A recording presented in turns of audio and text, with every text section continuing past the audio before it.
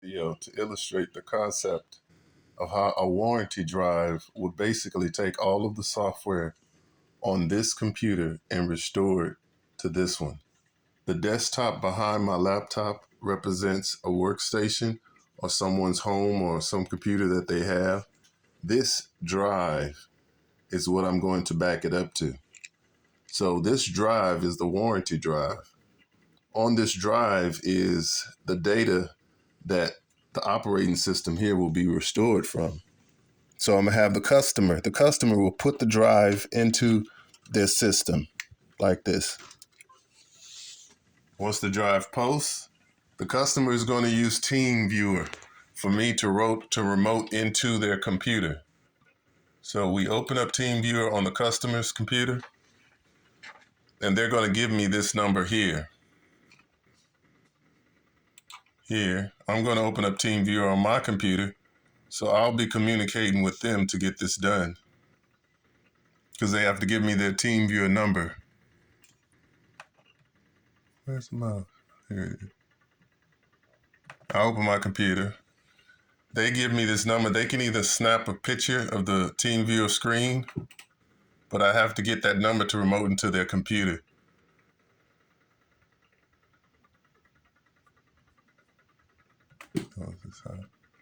Okay, and that number is 462. Okay, so that number is 462 462 448 448 359 359, and then connect, and then the password is 69. Once I remote into the system, I'm going to set this drive up to be the recovery drive remotely. 6DVR1DMK. Log on. That's it. Now I'm at their desktop. See, I'm moving the mouse on their desktop. I know they've already placed the drive in there, so I'm gonna go to the drive here, go to this PC. When the drive isn't posting. See, so now I see here, the drive isn't posting. I plugged it into the front, but it's not posting. I may not have plugged it in all the way. There it is, now it's in there. Now the drive is in there. Now that I know that the drive is in there, that may have been something that once I go there and remote into it successfully and don't see the drive there, I ask them to push it in harder, or, and right here, all I do is type recovery. What I'm going to do in recovery is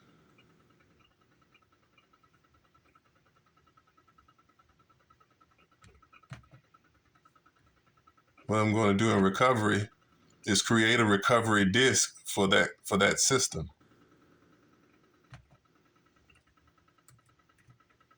Recovery drive. Now they won't know all of this, but it's going to basically take a clean image, what it is now, because this computer is functioning properly. It's in perfect condition. It's running fast. It's everything. And even if there's a virus on the system, if there's a virus on it before this happens, that's a problem. So that's why it has to be a computer that's running correctly. All of these shortcuts, everything on this system is going to be identical to what I can get off of this drive. Everything is getting backed up to it, even the settings.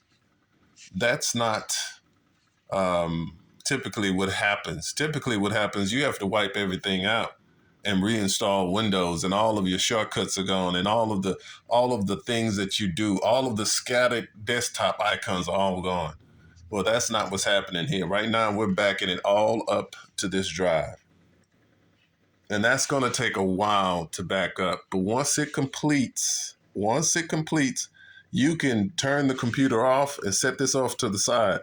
And anytime you have a virus on your system or something crashes or whatever, I would still remotely have the option of restoring your drive as long as you hold on to this. So that is now a warranty drive. It's warranting your software It's warranting your computer, because 90% of the failures you experience is not in the hardware, the drive, the modem, the hard drive even.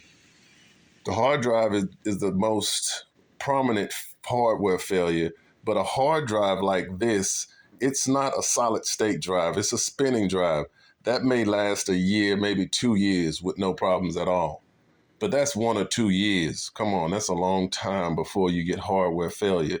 No, most of your viruses and slow performance and things that people call to have fixed comes from that.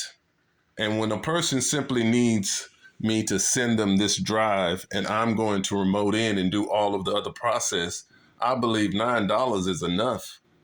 Because now the question becomes, if they paid $9 for it, does it mean that they don't pay for the remote service? No, they still pay for the remote service every time it happens.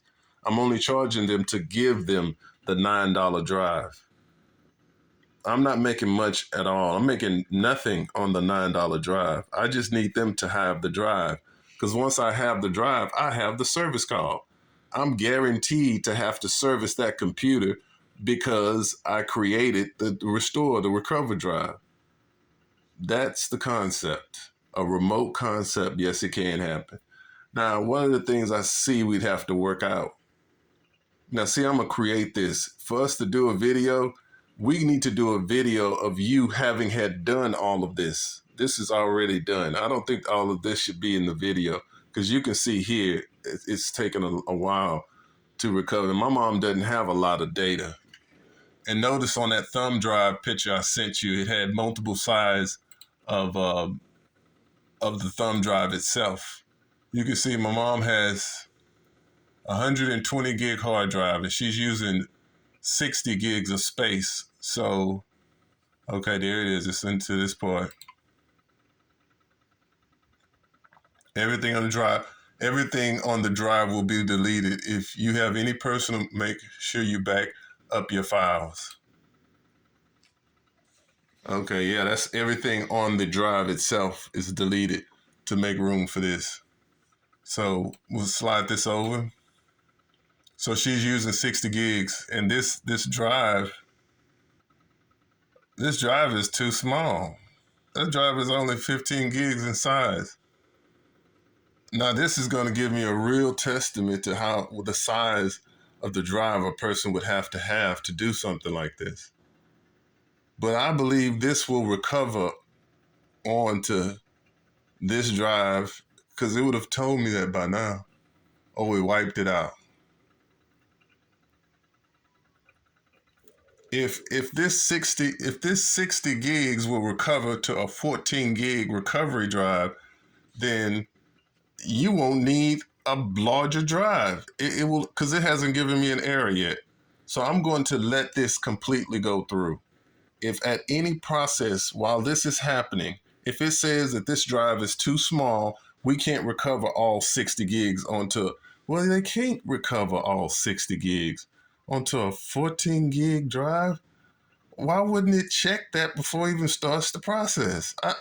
When I do the math on it, you know what? Okay, proof of concept. This is truly proof of concept. I'm just figuring this thing out, April.